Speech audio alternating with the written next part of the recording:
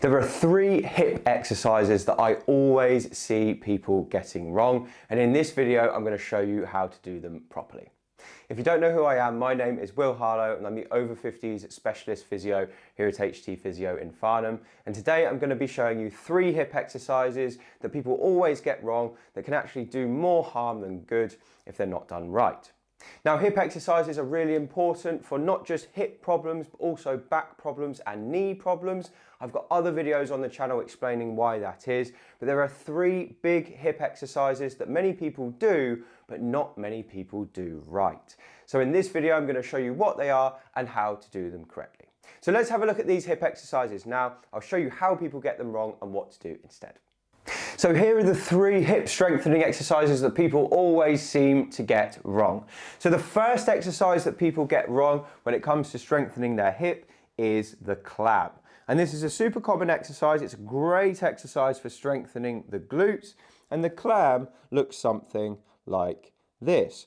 Now, people get this wrong all the time. I see about 90% of people who do it incorrectly. And the way people get it wrong is, first of all, they don't put their weight forward.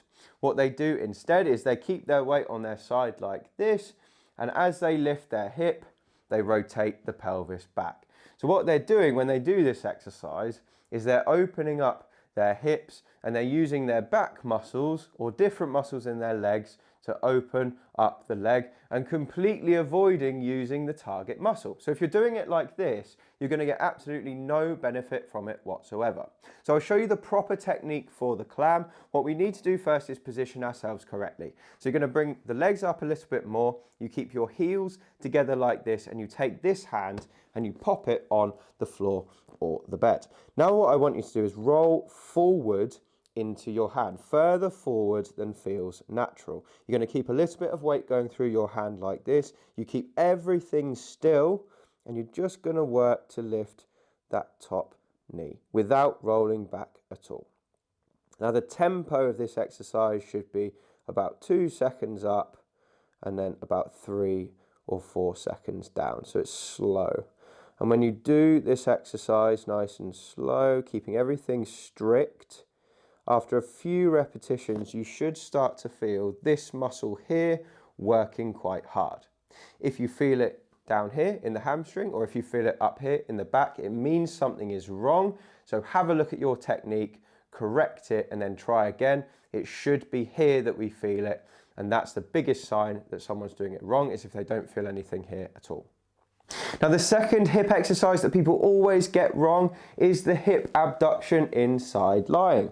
And that exercise looks something like this. Okay, so you're lifting your leg with yourself lying on your side. Now there are a couple of mistakes people make when they do this exercise. The most common one is that people allow their leg to drift forward. So they're lifting their leg, it's going high towards the ceiling, but the leg is coming in front of the body. Now, when I do this exercise incorrectly, what I feel is my hip flexors working really hard. So I feel my TFL, my tensor fasciae lata here, working really hard, and I start to feel my psoas muscle deep in the hip as well. And these are the 2 muscles that really we don't need to do any extra work on, because for most people they're already strong enough. The target muscle of this exercise is the glutes. And again, if we drift forward like this as we do it, we're not getting any glute activation at all. I can't even feel mine switch on when I do that. So instead, what we need to do is we need to change our position so we're targeting the right muscle.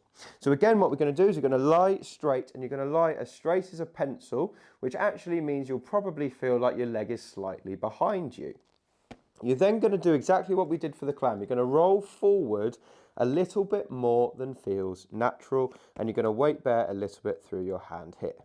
Now what we do with the leg is very important. We're going to turn it slightly inwards so that our toe is pointing down towards the floor, and we're going to lead with our heel, and our leg is going to go up and slightly back and then back down. So I'll show you again.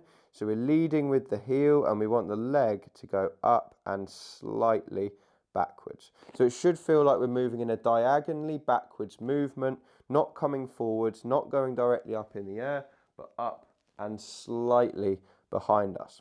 Now, if you're doing this exercise correctly, you should almost instantly feel your glutes kick in. And if you're not sure, you can put your hand there and you should feel it tighten up. Now, what we don't want to do, and this is another mistake people make, is they start to overextend as they do it. And as they do this, they start to kick in the lower back. So I've had patients with back pain who I've given this exercise to come back and they say, oh, it's making my back pain worse. And the reason it is because they're overusing their back muscles to lift the leg because they're underusing their glutes. So what we need to do is position ourselves in such a way and not lift too high so that we stop here before the back starts to kick in. Okay, so if you're doing it too quickly or you're trying to lift it too high, you're going to use too much of your lower back and that is going to aggravate the problem. So it needs to be just these muscles, not these muscles and not these muscles that are doing the work. And then the third exercise that people get wrong when it comes to hip strengthening is the bridge. And you might think, oh, the bridge is a really easy exercise. How is it possible to get it wrong? Because the bridge basically looks something like this. Now, the reason people get the bridge wrong is not because they're doing a wrong exercise, it's that they're doing it in a technique that isn't really going to do anything for their hips, because you can do the bridge in a couple of different ways. Now, you might have seen the bridge taught to you in yoga or Pilates as kind of a roll up type thing to help with the core, and that's absolutely fine. But when you're doing it in that way, where you activate like this and you slowly roll up off the bed, then what that's doing is it's strengthening your core, but it's not doing very much for your glutes. So if you're trying to strengthen your hip, that version of the exercise is not going to be that useful. It's good for the core, not great for the hips. There's a better variation of the bridge that can help you more with your hips, and it just requires a couple of simple tweaks. So the first tweak you would make if you want to target your hips is to bring your feet closer towards your bottom. Now, the closer your heels are towards your bottom, the more activation you're going to get in your glutes. The second thing we're going to do is we're going to flatten our back down before we start, okay? And that activates the core, but it means the spine is straight, so the movement has to happen from the hips. The next thing we're going to do is we're going to push through our heels. Some people find it's easier to do this if they lift their toes, and then you push down, you lift up, and at the top, you want to squeeze your bum together as tight as you can, which activates the glutes, and then you bring it back down. So it looks almost the same, but it's a completely different muscle group that's working when I do that exercise. The first time it was all in my abs, the second time it was all in my glutes. So the switch there is to bring the heels up towards you and to flatten the back first, push through the heels, and squeeze at the top. That squeeze at the top is so important. It helps you connect with the right muscle, activate the glutes, and make them stronger as a result. All of these exercises, if you want to strengthen your glutes, should be done to the point of fatigue, so it should feel like it's tiring by the end, but don't take it to the point where it becomes painful, and repeat them a few times a day over a period of a few weeks. You will have stronger hips as a result. So those are the 3 hip exercises that people always get wrong. I hope this video has been useful and you've learned how to do them correctly so you can stop doing yourself more harm than good.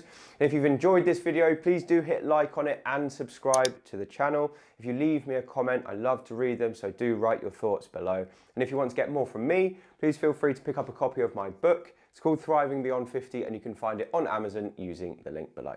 Anyway, thank you so much for watching and I'll speak to you on the next video.